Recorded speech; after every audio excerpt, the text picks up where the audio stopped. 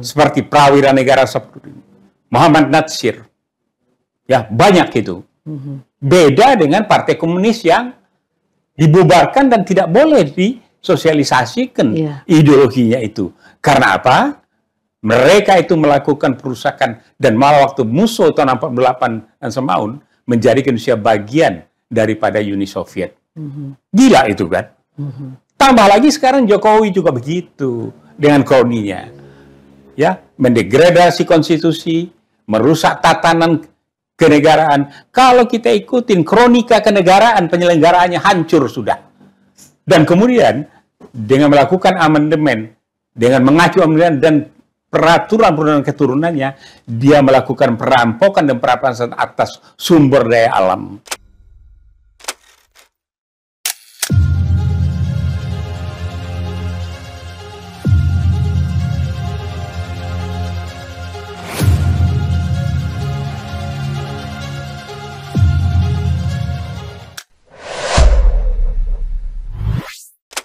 Assalamualaikum warahmatullahi wabarakatuh. Para pemirsa TV Masyumi, Ahmad Yani Channel, dan Matra 64 dimanapun berada di seluruh tanah air, kembali berjumpa dengan saya Utari Sulistiowati dalam satu diskusi yang menarik. Para pemirsa, tentu kita semua sekarang ini di dalam satu barisan dan menunggu apa yang akan dilakukan oleh pemerintah. Begitu banyak sudah bukti-bukti akan keterlibatan mantan presiden kita Joko Widodo di dalam bisnisnya dengan para kroninya. Juga satu hal yang belum tuntas adalah ijazah palsu. Nah, sekarang tentu kita berharap rakyat sudah memberikan banyak dukungan kepada Prabowo melalui medsos. Kita lihat bahwa Bapak terus singkirkan semua Jokowi dan kroninya. Dan mereka sangat berani di dalam menyampaikan idenya, gagasan, usulan di dalam medsos. Nah, hari ini juga kita mengharapkan seperti pepatah, harimau mati meninggalkan belang, manusia mati meninggalkan keharuman namanya. Kita tahu Bapak Prabowo sebagai mantan Danjen Kopassus dan juga Panglima Kostrat. Dan kita tahu begitu beliau mencintai tanah airnya dan juga ingin meningkatkan marwah dari TNI. Dalam menghadapi kemelut ini tentu beliau tidak akan mudah memenuhi seluruh keinginan netizen untuk seperti membalik tangan. Nah, dalam kesempatan ini kami khususkan kehadiran dari Bapak Dr. Abbas Taha. Beliau adalah sekretaris dari Majelis Syuro Partai Masyumi. Beliau adalah aktivis dan melalang buana, tetapi beliau juga lama ditempa dan dipercayakan dalam PT PLN Persero sebagai salah satu yang penting di dalam manajemen PLN, yaitu menangani kehumasan. Dan tentu juga beliau di dalam karir pendidikannya juga telah malang melintang dan mendapatkan juga bidang doktoralnya di lingkungan hidup. Nah, ini kita khusus menghadirkan beliau untuk membahas. Kita ingin Prabowo meninggalkan keharuman nama. Assalamualaikum warahmatullahi Pak Abbas. Waalaikumsalam warahmatullahi wabarakatuh. Selamat jumpa lagi Ibu Utari. Iya, Bapak jangan terlalu serius Pak. Ini kita bersama-sama ya Pak. Tentu sebagai partai politik Masyumi ya. Kita berdiri tahun 45, hampir seumur dengan Republik ini ya. Kita udah mengikuti bagaimana perkembangan dari 7 rezim dan Pak Prabowo adalah pimpinan dari rezim yang ke-8. Yeah. Tidak pernah Pak ya kita seheboh ini ya di dalam menilai mantan presiden. Nah, tentu kita berharap Pak Prabowo dapat menuntaskan hal yang paling tentu membutuhkan juga keahlian dan marwah beliau atau untuk mendudukan apa yang seharusnya diterima oleh Pak Jokowi atas segala apa yang beliau laksanakan di dalam pemerintahan sebelumnya. Tentunya juga miris ya Pak, kita mendengar begitu banyak sudah terungkap semuanya ya. Dan kita lihat bahwa anaknya, menantunya semua menduduki posisi strategis di pemerintahan.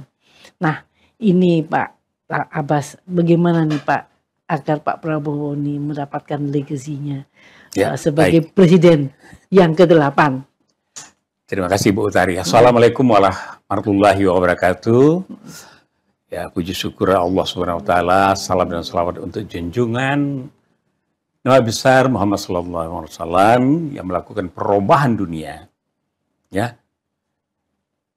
Mengenai tadi ya, diawali dengan pepatah Melayu. Ya. Yaitu apa tadi? Harimau mati meninggalkan belang. Manusia mati meninggalkan nama. Nama itu apa harum atau menyengat? Tidak harum. Tapi ada satu lagi pepatah, tak ada gading yang tak retak. Nah, ini gajah. Ya. Ada kita mulai yang pertama. Jadi intinya kita mengenai legacy seseorang, terutama adalah pimpinan tokoh. What that means legacy, ya. Nah, saya background pendidikan saya ini unik nih. Ini gado-gado. Saya Fakultas Hukum tuh 4 semester. Masuk semester 5, saya lulus beasiswa di Akademi Teknik, ya, PUTL. Dulu sekolah Belanda. Lulusnya menjadi Sarjana Muda Plus. Nah, Sarjana Muda Madya. Beasiswa diasramakan. Ya, termasuk sekolah mewah, termasuk seperti Akademi Pertamina, Akademi Perhotelan, Akademi AGP. Jadi ini ijazah asli dan bukan abal-abal. Lulus pertama, the Big Ten, the Big Three malah. Kemudian saya ini juga sarjana, bukan abal-abal, dari Sekolah Tinggi Ilmu Administrasi Negara, di mana di sana dipimpin oleh ya waktu itu Prof. Dr. Sondang Siagian. Siapa yang tidak kenal?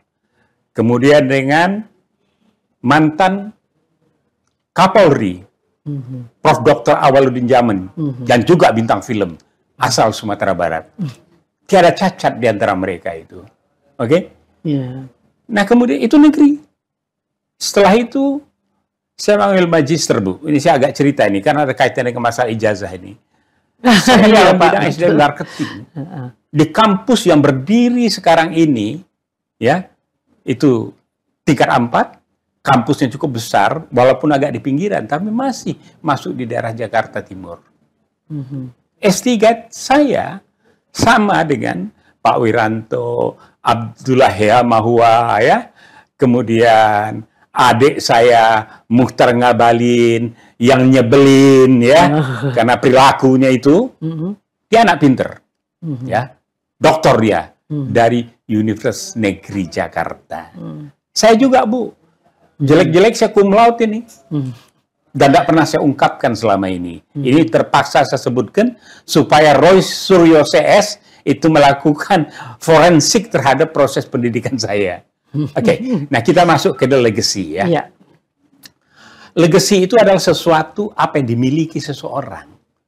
Dan kemudian biasanya legacy itu setelah meninggal. Kalau sebagai pejuang, maka dia disebut yang paling tinggi itu adalah pahlawan. Maka dimakamkanlah sebagai pahlawan. Dari Masyumi ini banyak menjadi pahlawan. Walaupun pernah melakukan koreksi terhadap Soekarno. Seperti Prawira Negara Sabtu, Muhammad Natsir. Ya, banyak itu. Beda dengan Partai Komunis yang dibubarkan dan tidak boleh disosialisasikan ideologinya itu. Karena apa? Mereka itu melakukan perusakan dan malah waktu musuh tahun 48 dan Semaun menjadikan Indonesia bagian daripada Uni Soviet. Gila itu kan? Tambah lagi sekarang Jokowi juga begitu dengan kroninya. Ya, mendegradasi konstitusi, merusak tatanan kenegaraan. Kalau kita ikutin kronika kenegaraan, penyelenggaraannya hancur sudah.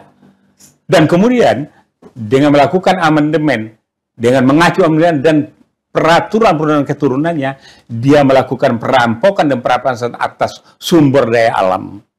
Nah, sumber daya alam ini kita bicara masalah ekologi. Ya, sudah hancur. Deforestry terjadi, mineral dihabiskan. Kemudian ada lagi, ya enggak? Masalah lain yaitu KKN ya, yang dia lakukan. Nah, untuk itu yang jelas, kalau kita lihat daripada petinggi-petinggi kita, ya, Syahrir punya legacy. Tokoh muda yang meninggalkan kuliahnya demi memerdekakan Republik ini. Anak Minang. Muhammad Yamin. Juga demikian. Kita lihat. Ali Sastroamidjojo. Pendidikan Belanda juga. Generasi muda itu. Bung Hatta. Begitu juga. Ijazahnya ditempelkan. Jadi mereka meninggalkan legacy yang pepatah itu tadi. Adalah hal-hal yang positif.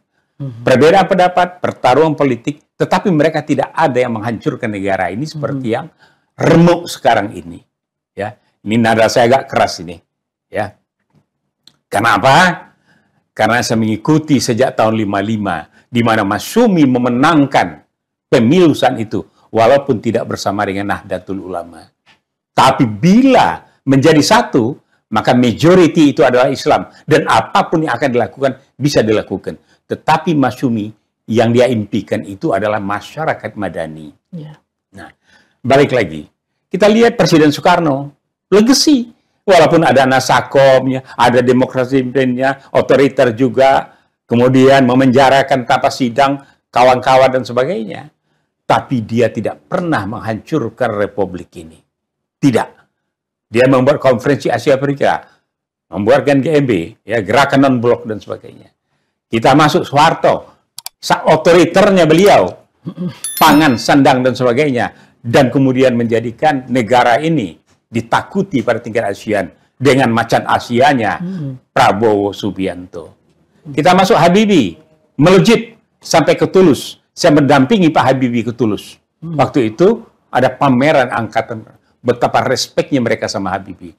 Kita lihat Gus Dur yang merubah Irian jadi Papua. Itu adalah strategi jangka panjang, membongkekan Papua. Tapi sekarang tidak. Papua dirusak oleh mantan dan kroninya, rusak itu, yaitu yang dinamakan apa? Raja Ampat.